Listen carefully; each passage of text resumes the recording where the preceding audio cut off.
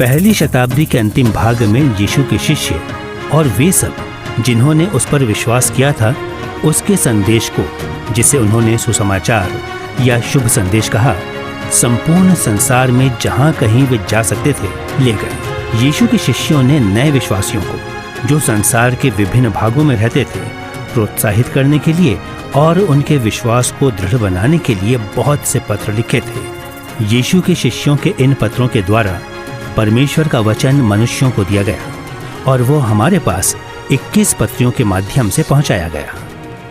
इस पुस्तक में अध्याय 11 से अध्याय 14 तक हमने इन्हीं पत्रियों में से कुछ अंश प्रस्तुत किए हैं। अंतिम युग।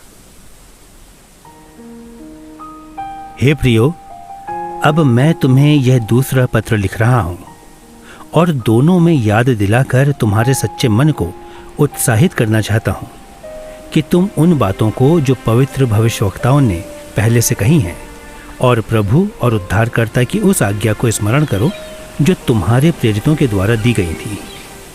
पहले यह जान लो कि अंतिम दिनों में हंसी ठट्ठा करने वाले आएंगे, जो अपनी ही अभिलाषाओं के अनुसार चलेंगे और कहेंगे, उसके आने की प्रतिज्ञा कहाँ गई? क्योंकि पूर्वजों के मरने से लेकर अभी तक सब कुछ वैसा ही है जैसा सृष्टि के आरंभ से था।